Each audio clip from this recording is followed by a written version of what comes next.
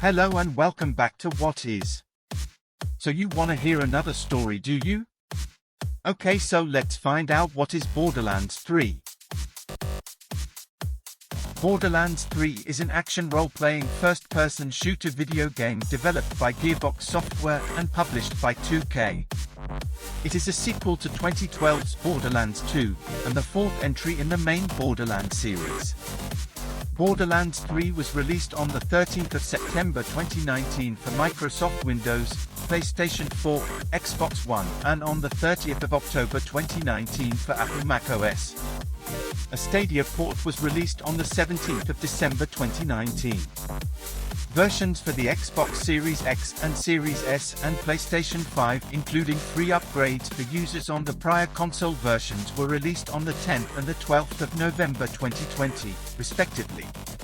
Players complete quests and side missions, in single-player or multiplayer, as one of 4 classes. When killed, enemies may drop weapons and gear which can be equipped. New abilities are unlocked as the player gains experience. The plot is centered on 4 new Vault Hunters recruited by the Crimson Raiders of Pandora to stop twins Troy and Tyreen Calypso and their insane cult followers from harnessing the power of the alien vault spread across the galaxy. Upon release, Borderlands 3 received generally favorable reviews with praise directed to its gameplay, though some criticized the lack of innovation, technical issues, and writing. The initial sales of the game were the highest of the Borderlands series. More than 5 million copies were sold in 5 days. What is gameplay? Borderlands 3 is a first-person loot shooter. Players, either playing alone or in parties of up to 4 people, make a character from one of the 4 classes available, and take on various missions given out by non-playable characters and at bounty boards to gain experience, in-game monetary rewards, and reward items. Players can also gain these items by defeating enemies throughout the game. As the player gains level, they gain skill points to allocate across a skill tree.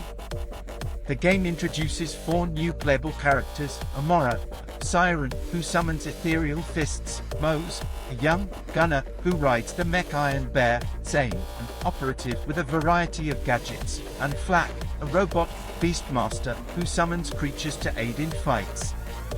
Unlike previous Borderlands games, where each character had only one unique skill that operates on a cooldown, each character in the new game can unlock 3 unique skills, though only 1, or in Zane's case, 2, can be equipped at a time, greatly expanding the number of potential character builds a player can make.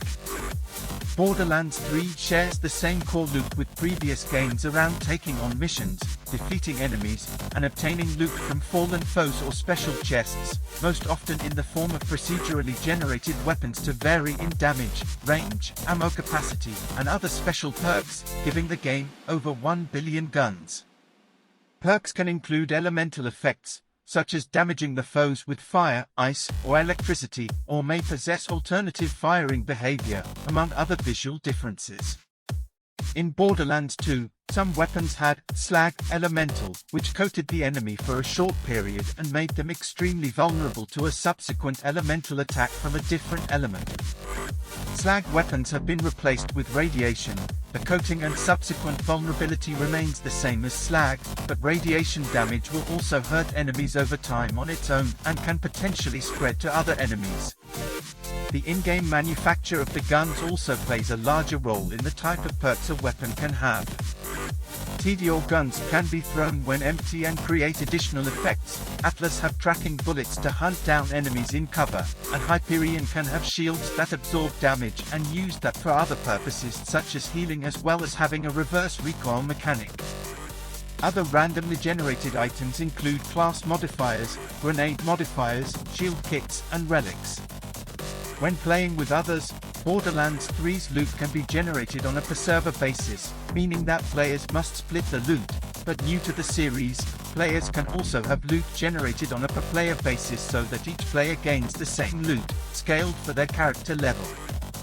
This option also exists for the enemies seen in-game. By default, enemies only scale with the player character's level that is operating the server, but when enabled, each player sees enemies that match their individual levels. Besides character skills and weapons, player characters have new combat maneuvers and abilities, such as crouch sliding influenced by the mechanic in Titanfall and Apex Legends, and wall mounting to climb up over short heights. Players and their enemies can take cover behind short barriers which can be destroyed after continued weapon onslaught. While the game starts on the planet Pandora, the player early on gains access to a spacecraft, Sanctuary 3, which serves as a central hub between missions, and is used to set destinations for new planets where possible vaults have been identified. While aboard Sanctuary 3, players can manage their inventory, recover guns they had left on the field, redo their skill tree, purchase new guns and upgrades, and take on optional missions. Borderlands 3 has integration with Twitch streams. Viewers can explore the streamer's inventory and skill tree, and special chests in-game will offer the opportunity for viewers to receive the same gun or item that the stream finds via way of a shift code they can enter into their own game, scaled appropriately for their character's level. Gearbox creative director Paul Sage estimated that players will spend about 35 hours through the main quest line along with some side missions. True Vault Hunter mode, a type of new game plus, allows players to replay the campaign after finishing it with their leveled up character, fighting more difficult enemies for a chance of better loot. The Badass rank system from Borderlands 2 will be replaced with a Guardian rank system, which, by finishing smaller challenges throughout the game, allows players to gain buffs that persist across all their characters. Borderlands 3 will include new post-game challenges. Circles of Slaughter, found on various planets, have players attempt to fight through difficult waves of enemies for higher quality of loot. While downed players can be revived by teammates, if all player characters die, the match is over and any potential rewards are lost. Proving Grounds are a type of raid that must be first discovered by finding hidden markings across the game's worlds. Once discovered, players attempt to defeat all enemies across 3 areas within 30 minutes to complete the challenge and earn their rewards. A further, Mayhem mode, randomizes several of the game's campaign elements to further increase the challenge to the player. What is setting and characters? As part of the Borderlands series, Borderlands 3 is centered on the planet Pandora, which has been long rumored to contain vaults holding vast amounts of treasure and technology, left behind by a mysterious alien civilization known as the Iridians. In decades prior, several corporations have laid siege to Pandora to try to find the vaults, but the constant conflict and bloodshed has left the planet and its population ravaged and crazed. However, there are still those independently searching for the vaults, known as Vault Hunters, the player characters. Borderlands 3 takes place 7 years after the events of Borderlands 2 and Tales from the Borderlands. In Borderlands 2, it was discovered that numerous other vaults exist on other planets in the galaxy. In the power vacuum left by the defeat of Handsome Jack, twin siblings Troy and Tyreen Calypso form the Children of the Vault, a violent cult of personality formed from the remnants of the planet's many bandit factions, to gain possession of the other vaults, specifically one called the Great Vault. Lilith, a member of a race of women with alien powers called Sirens, and current leader of the Crimson Raiders, a resistance force created to protect Pandora, recruits new Vault Hunters to help stop the Calypsos. Several characters from past Borderlands games make a return.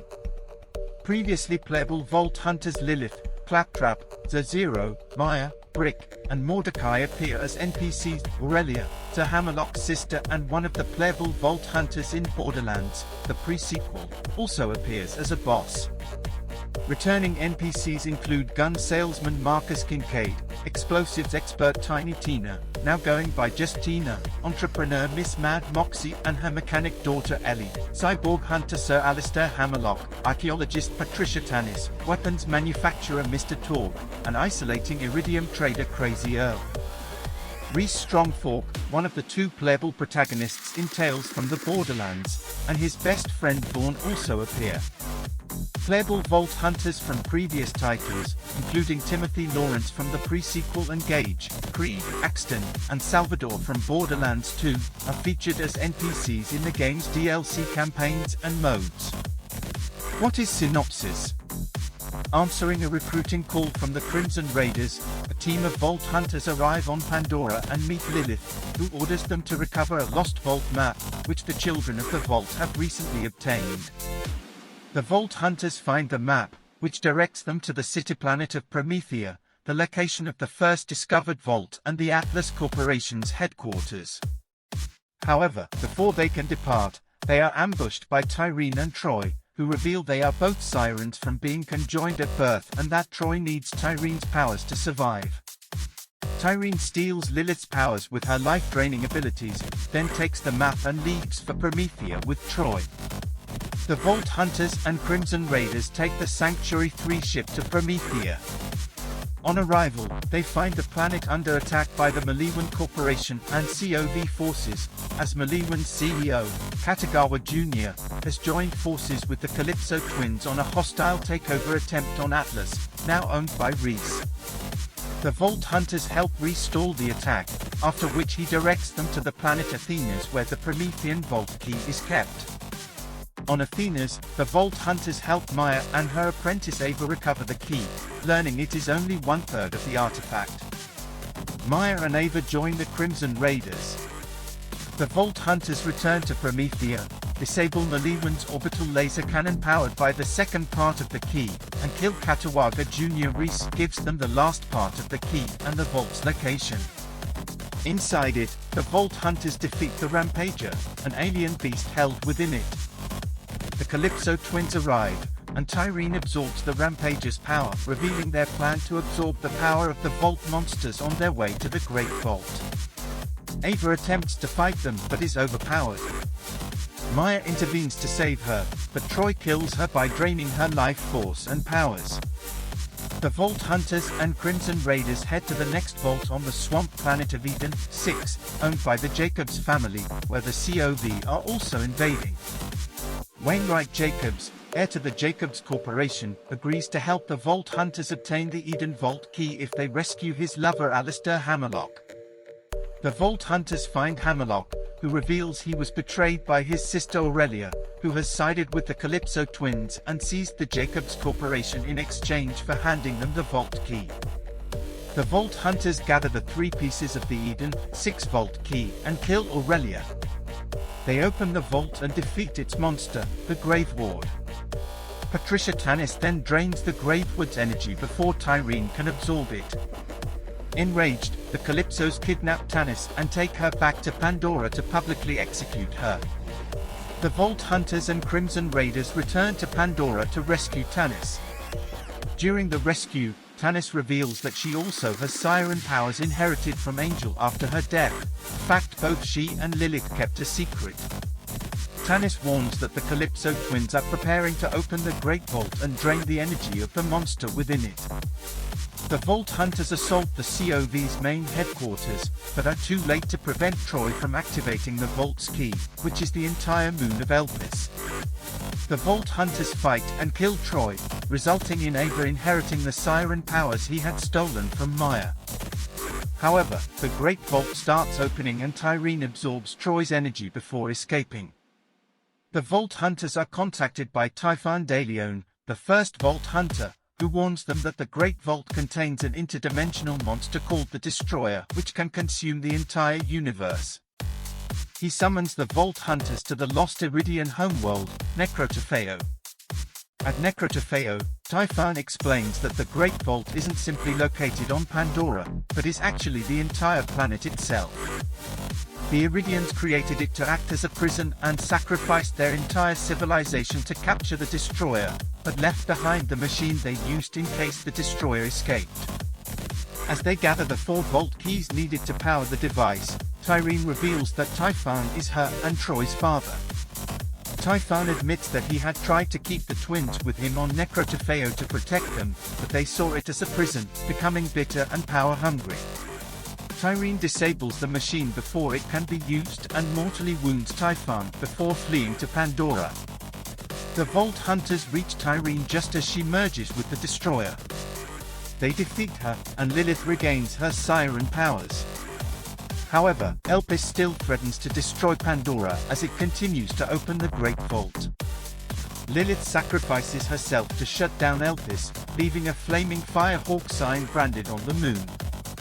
During the credits, scenes depict the Vault Hunters, the Crimson Raiders, and their allies honoring and memorializing Lilith and everyone looking at the firehawk sigil on Elpis. What is development? Borderlands 3 was developed jointly by Gearbox's Texas and Quebec studios. Gearbox had finished Borderlands and its sequel consecutively, leaving the studio somewhat burned out on the franchise. To try to do something different, Gearbox shifted work into Battleborn with the blessing of 2K Games, as a means of refreshing themselves. Battleborn was not a major success, but Gearbox was not disheartened on this. According to art director Scott Kester, while developing Battleborn, they gained several ideas for how to take the next Borderlands game, and many of the team, as soon as Battleborn was complete, started building out these ideas for Borderlands 3. Gearbox Quebec undertook developing Borderlands 3 as their first assignment, and said that they were doing so without compulsory overtime, crunch. The game was announced with a trailer at PAX East on the 28th of March 2019. The trailer received mixed reviews by video game websites, some of which characterized it as too similar in appearance and content to previous entries in the series such as Borderlands 2. To help bridge the gap between Borderlands 2 and Tales from the Borderlands to Borderlands 3, Gearbox released new DLC for Borderlands 2, Commander Lilith and the Fight for Sanctuary, in June 2019, making it free for a limited time to current owners of Borderlands 2. Several voice actors reprised their roles, including Ashley Birch as Tiny Tina, and Chris Hardwick as Vaughn from Tales from the Borderlands.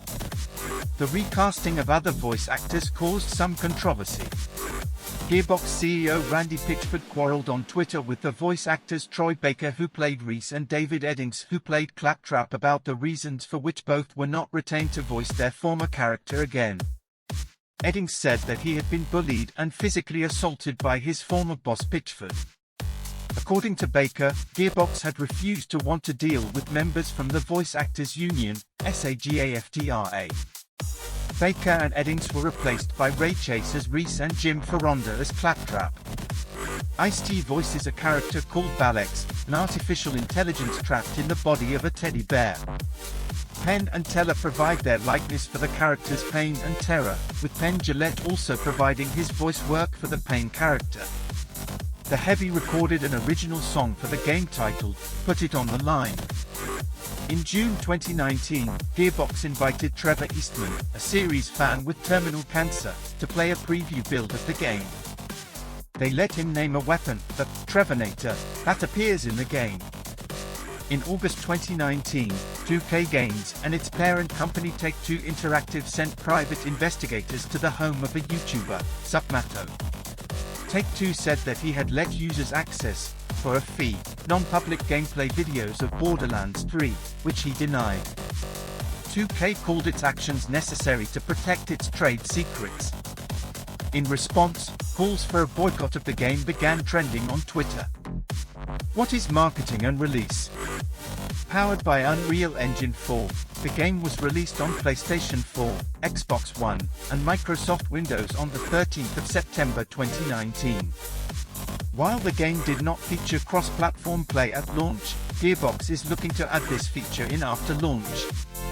For different versions of the game were released, with various add-ons, at different price points, including physical bonuses. The game's release was preceded by a limited-time crossover event in the 10th season of Epic Games' Fortnite Battle Royale and Fortnite Creative. Players can explore a part of the planet Pandora on a small part of the Battle Royale mode's main map, as well as purchase the character Psycho with Claptrap as a backwear. The Windows release of Borderlands 3 was exclusive to the Epic Games Store for 6 months, with the Steam release in March 2020. Documents unveiled during the Epic Games v. Apple trial revealed that Epic had paid $146 million to 2K for this exclusivity. Fan dissatisfaction with this exclusivity arrangement led to a review bombing of the Borderlands games on Steam. Valve, the operators of Steam, used their new processes to combat review bombing for the first time to suppress the negative reviews on the Borderlands games as a result. Gearbox announced plans to bring the game to the PlayStation 5 and Xbox Series X and Series S consoles.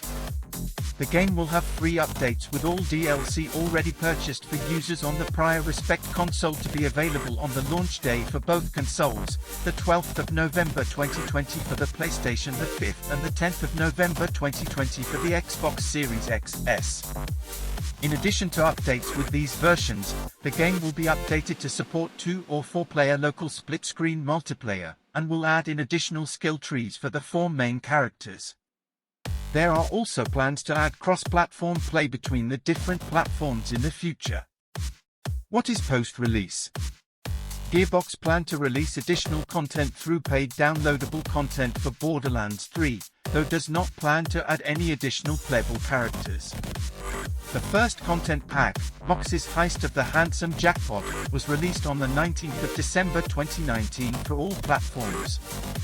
The content features the players helping Moxie take back a casino that Handsome Jack stole from her prior to his death.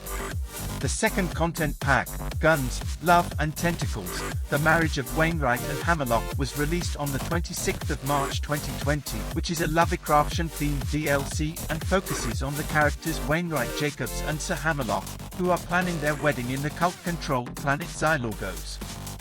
The third content pack, Bounty of Blood, was released on the 25th of June 2020 and is a Western-inspired DLC that also incorporates Japanese aesthetics.